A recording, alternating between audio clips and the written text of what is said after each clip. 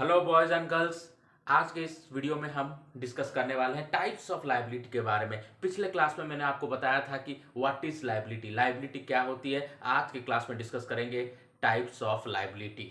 Liability कितने तरह के होती है बोर्ड पे आपको नजर आ रहा होगा। 3 तरह के लायबिलिटी होते हैं। पहला क्या है, करंट लायबिलिटी। दूसरा फिक्स्ड लायबिलिटी। तीसरा कॉन्टिजेंट लायबिलिटी। क्या होता है, एक के बाद एक शुरू करते हैं। पहले है करंट लायबिलिटी। करंट लायबिलिटी क्या होता है, उदाहरण से समझते हैं। मान लीजिए आपने अपने एक दोस्त से पैसे लिए हैं उधार पे। जी हाँ, दोस्त से पैसे लिए हैं उधार पे।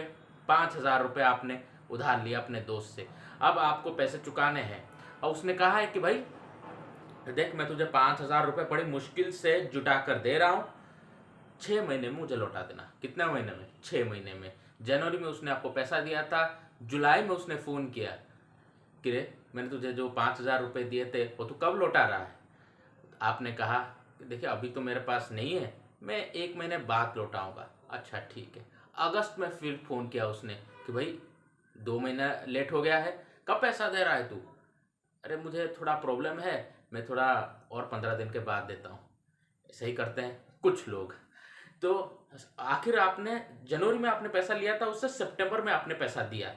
यानी कि मान लीजिए 2021 जनवरी में उसने आपको पैसा दिया था, आपने उसको पैसा वापस किया जनवरी 2021 सितंबर के महीने में। यानी 1 साल के अंदर, जनवरी से दिसंबर होता है 1 साल, आपने 9 महीने में उसको पैसे वापस किए। उसको क्या बोलते हैं, करंट लायबिलिटी। करंट लायबिलिटी का मतलब क्या होता है, जिसको 1 साल के अंदर आपको जो पेमेंट आपको करना है उसको बोलते हैं करंट लायबिलिटी। लिखा गया है fall due payment in 1 year. इससे पहले एक वर्ड आता है लायबिलिटी। जब आपको डेफिनेशन पूछा जाए कि भाई करंट लायबिलिटी क्या होता है, एक लाइन में बताओ क्या होता है। Liability fall due on payment within 1 year. जो liability fall due payment in 1 year मतलब 1 साल के अंदर जिस उधार को चुकाना होता है उसको बोलते हैं करंट लायबिलिटी।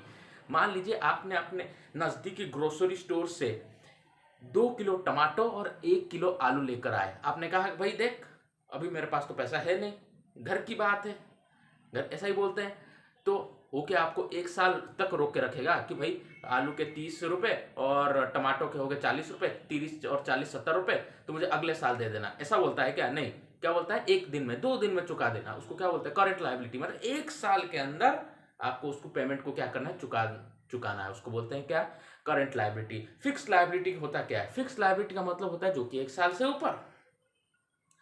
फिक्स लायबिलिटी आपने जीवन में कभी की नहीं होगी, लेकिन बड़े बड़े जो ऑर्गेनाइजेशन होते हैं जैसे कि नाल्को हो गया, टाटा हो गया, जिंदल हो गया, ये सब क्या करते हैं, ये सब जहाँ से माल लाते हैं ना अपने सप्लायर से, जैसे कि रॉ मटेरियल हुआ, सीमेंट हुआ, स्टील हुआ, ये जहाँ से भी, ये तो खुद बनाते हैं, और जो रॉ मटेरियल ये बाहर से लाते हैं ये क्या करते हैं, 1 साल का कॉन्ट्रैक्ट, 2 साल का कॉन्ट्रैक्ट, 3 साल का और कभी कभी 5 साल का कॉन्ट्रैक्ट करते हैं। क्या कॉन्ट्रैक्ट करते हैं, 5 साल का कॉन्ट्रैक्ट। मतलब कि आज सामान लाएंगे, फिर पेमेंट कब करेंगे, 1 साल बाद, 2 साल बाद, 3 साल बाद पेमेंट करेंगे। यानी कि वो 1 साल से ज्यादा टाइम के लिए। उसको क्या बोला जाता है, fixed liability. Fixed liability the liability for due payment after 1 और मोर ईयर। मतलब 1 साल से ज्यादा जिस उधार को रखा जाता है अपने पास उसको बोलते हैं क्या, फिक्स्ड लायबिलिटी। फिक्स्ड लायबिलिटी का मतलब ये नहीं है कि भाई उधार ले लो और जीवन भर नहीं देना है, नहीं, ऐसा नहीं होता है। 1 साल से ज्यादा टाइम के लिए आप उधार रख सकते हैं, उसको 2 साल बाद, 3 साल बाद, 4 साल बाद, 5 साल बाद, लेकिन आपको उधार चुकाना पड़ेगा। उसको बोलते हैं fixed liability. For due payment after 1 और मोर ईयर। और तीसरा आता है कंटिंजेंट लायबिलिटी। कंटिंजेंट लायबिलिटी होता क्या है, कंटिंजेंट लायबिलिटी, कंटिंजेंट लायबिलिटी का मतलब होता है अगर ऐसा हुआ तो मैं दूंगा। क्या, ऐसा हुआ तो, अगर ऐसा हुआ तो तब मैं दूंगा। इसको क्या बोलते हैं, जैसे कि आपके जो स्कूल में बचपन में आपके मम्मी पापा बोलते होंगे अगर पास हो गया तो ये दूंगा, या फिर इतने परसेंट ले आया तो ये दूंगा।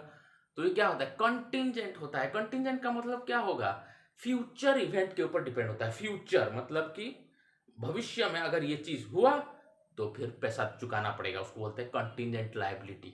लिखा है मे or may not fall on due depend on future event. Future event, अगर कोई फ्यूचर में कोई इवेंट हुआ तो पैसा देना पड़ेगा। मान लीजिए आपका कोर्ट में केस चल रहा है, आपके और आपके भाई के बीच में एक कोर्ट में केस चल रहा है। अब कोर्ट में क्या फैसला सुना, या फिर आप जीतेंगे या फिर आपका भाई जीतेगा।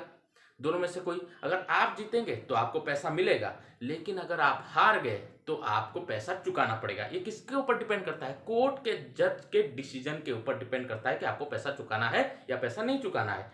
अगर आप केस हार गए तो आपको पैसे चुकाना पड़ेंगे। अब केस आप जीते हैं ये क्या हारे ये कब पता चलेगा? जब कोर्ट का फैसला आएगा, और कोर्ट का फैसला आज तो नहीं आएगा, ये फ्यूचर में आएगा।